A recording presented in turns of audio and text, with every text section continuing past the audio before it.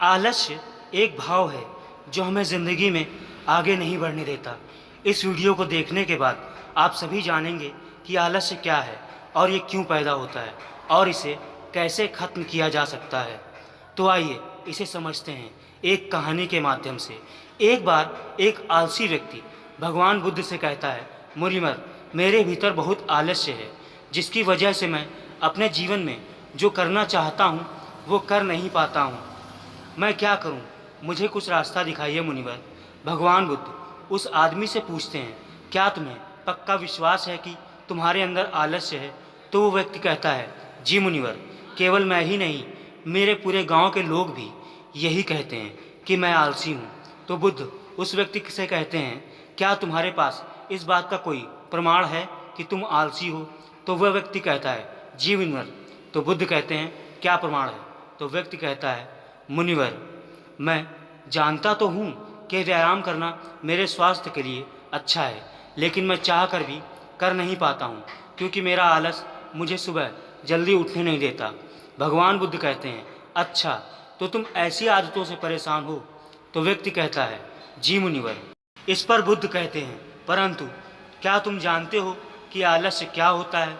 तो वह व्यक्ति कहता है कि नहीं, मैं ये तो नहीं जानता कि आलस का अर्थ क्या है, परंतु ये जो भी है बहुत ही बुरा है।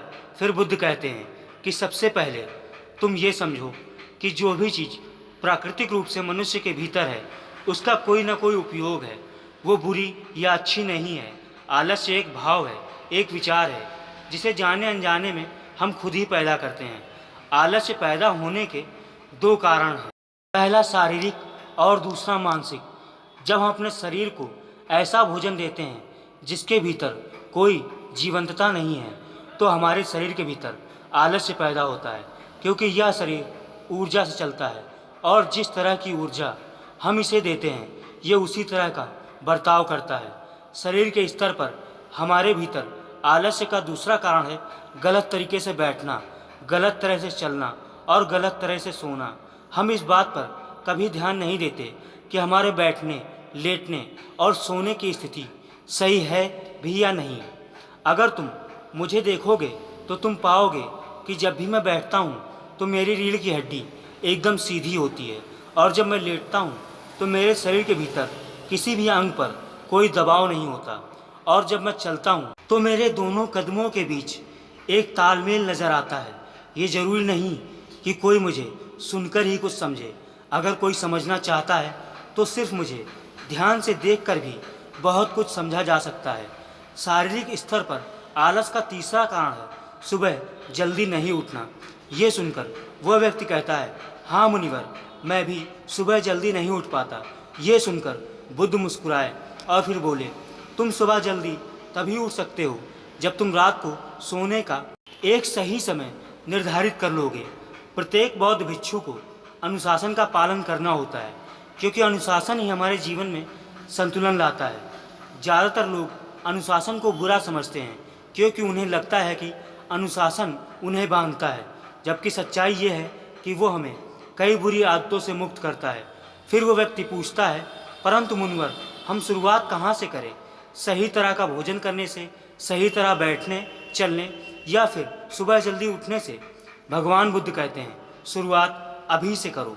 जो भी तुम इस समय कर रहे हो उसे ध्यान से करो। पहले तो मन के स्तर पर आलस्य को समझो। वैसे ज़्यादातर स्थितियों में हमारे पुराने गलत विश्वास होते हैं जिनसे हमें लगता है कि हम पिछली बार भी नहीं कर पाए थे, इसीलिए इस बार भी हमसे नहीं होगा। हम इस बात को नहीं देखते कि इस बार और पिछली बार में बहुत अंतर है। अब हम मानसिक तौर पर वो नहीं हैं जो पहले थे। अब सब कुछ बदल चुका है। जब हम अपने आप को काबिल नहीं समझते तब आलस्य हम पर हावी हो जाता है। और दूसरा कारण है कि कई बार ये होता है कि आलस हमारे भीतर नहीं होता, परंतु दूसरे लोगों से वो हमारे भीतर आ जाता है। ऐसा इसलिए होता है क्योंकि हम आलसी लोगों की संगति करते हैं।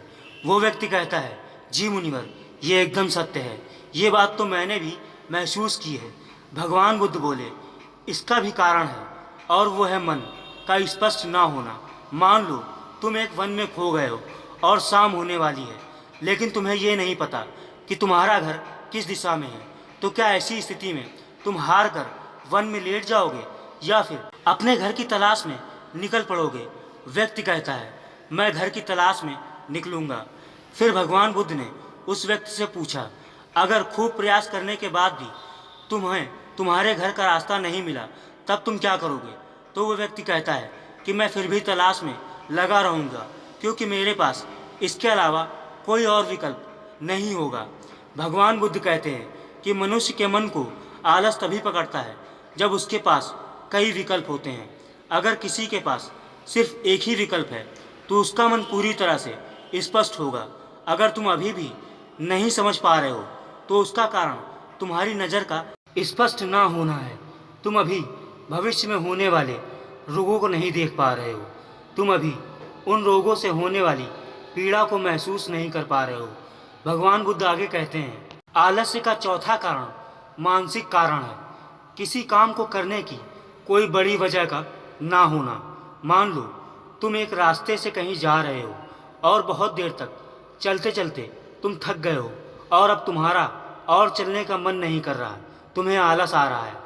और तभी अचानक तुम देखते हो कि एक शेर तुम्हारी तरफ भागा चला आ रहा है।